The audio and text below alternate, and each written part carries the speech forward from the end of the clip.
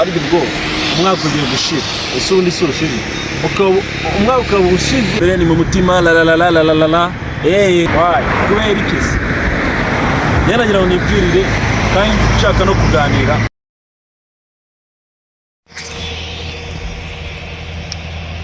Ndabasuje guys, nizeye ko mumeze neza. Amahoro y'Imana nabane namwe, n'umuhungu wanyu Olivier nk'ibisanzwe. Ndaje ngo twiganirire gato. Ako guys, sinzi ibintu maze iminsi mbona cyangwa se ibintu nekereza nayo namwe ariko mubibona. Ikintu nshaka ko tuganiraho. Cyo kintu kimeze gitya. Urabona mu Rwanda insengero zimwe na zimwe zirafunze, sibyo? Cyane zo mu ntara zitujuje ibisabwa, sibyo? Noneho ikintu ushaka tuganira, abantu basengeraga mu izo nsengero, ubwo uri kundeba sinzi niba urusengero rufunze cyangwa rufunguye, ariko ubwo ndavugana nabo zifunze. Ubwo nabo zifunguye baraza kuja mu bitekerezo bavuga kuyisesha, sibyo?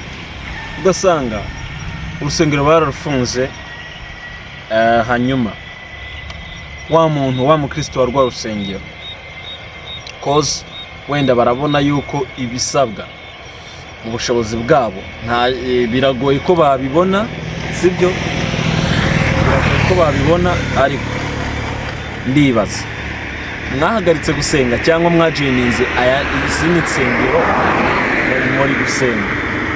Ariko njyewe ikintu nzi cyo ni kimwe, ari abantu sinzi niba Paulo yigeze kubivuga, ari abantu b'abanyedini, b'abanyedini. Abo bantu b'abanyedini bameze baterera. Abo b'abanyedini ni abantu babumva yuko badasengeye muri rya dini batagira gute, batajya gusenga. Ugasanga kuva bafunga insengero, umuntu ntago arinjira hehe mu rusengero gusenga mani, ntago arinjira mu rusengero, mu rundi rusengero kuba yasenga. Ariko iyo ni imyumvire kandi itari ishobora kukujyana kugusubiza inyuma. Icyo ni kimwe ishobora gutuma ibihe byo gusenga bigabanyuka. Icyo ni ikindi ishobora gutuma uba wa munyedini nyine Bibiliya itubwira. Icyo ni ikindi ishobora gutuma, yes, ni ibintu byinshi iyo myumvire yagutera. Ariko ikintu mpamya nicyo ni kimwe, sibyo? Ikintu nemera ni iki, ni uko buri torero, buri rusengero basenga Imana umwe. Bivuze ngo Imana muri ADPR basenga, niyo mu Badivantiste basenga. Imana muri Katolike basenga, niyo muri Eglise de Dieu basenga. Ahangaha buri wese n'imyemerere ye afite ukuntu yabisobanura. Ariko ngiye ikintu ushaka kuvuga ni okay, wenda tugira ibyo tudahuza bijyanye n'imyemerere, kuko turasanga Katolike yemereye nko kunywa inzoga, ariko waza mu barokori, ubwo nivuga abarokori muri rusange ndavuga ADPR, ndavuga Pentecote n'andi matorero nyine Abadventiste n'andi, bo ntabwo bemera inzoga. So ni imyemerere ubwo ngubwo tuje. Ariko njyewe nigarukiye ku kintu natangiriyeho cy'insengero zafunzwe, abakristo bakagenda bakiryamira ngo tuzongera gusenga, ari uko insengero zageze zafunguwe.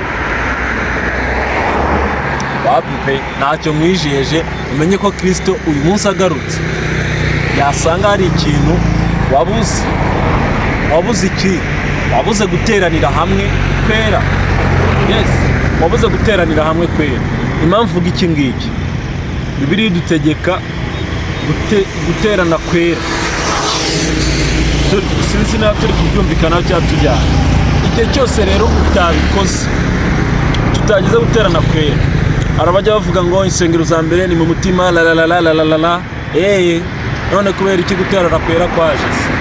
Why? Kubera iki se? Yaragira ngo nibwirire kandi nshaka no kuganira n'abantu insengero zafunzwe.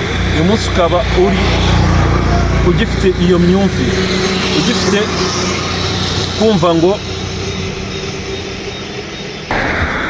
kumva ngo wasenga ngo no mu rugo ngo Imana ikakumva. Ndabizi hari abantu bavuga batyo, bajya banaterana ku cyumweru bagasenga. Agomba kugira ngo nkubwire ngo iyo myumvire ntabwo ariyo. Shaka urusengero wowe rukuri hafi, usenge, hanyuma pasitoro wanyu nabaha umurongo w'uburyo mugomba kuzuza ibisabwa. Gira uruhare rwawe kugeza ubwo muzuzuza ibisabwa, mwongera babafungurire, mugire guterana kwera namwe mu rusengero rwanyu. Ariko mu gihe cyose utaragira uwo murongo, ukaba ukicaye utaragira ahantu usengera, ukivuga ngo nzasengera mu rusengero rwanjye ariko wongeye gufungura gusa, wapipe, ntacyo nkwijeje umva. Aya nkubwire wapipe soza aho nshaka gufata umwanya munini soza mbasaba kangiye kubasaba kameze gute. Wowe urabyumva, abantu bafungiwe insengero ni ngombwa ko baryama bakavuga ngo urusengero ni mu mutima, bakajya basengera mu rugo gusa? Ubwo se baba bubahiriza kwa guterana kwera Bibiliya dusaba? Nihitiraga guys. Ubwo rero ako kandagira tukaganireho, hanyuma tunagira inama abantu bafite imyumvire nk'iyo ngiyo. Ndabakunda cyane rero, murakoze abantu twari kumwe, ariko mugenda udakoze subscribe, ikindi sharinga iyi video abantu kugira ngo dukomeza tuganire n'izindi sije zitandukanye. Ariko wowe wafungiwe urusengero, itoro ryawe barifunze, ukaba uyu munsi ari bwo umwaka ugiye gushira, usundi ushije, umwaka ukaba ushize udafite ahantu uteraniye, utegereje ko bazafungura ukabona kujya kugira gusenga. Kristo agarutse ufite ikibazo cyo kudaterana kwera. Ndabakunda cyane, yari Olivier. Imana Shalom.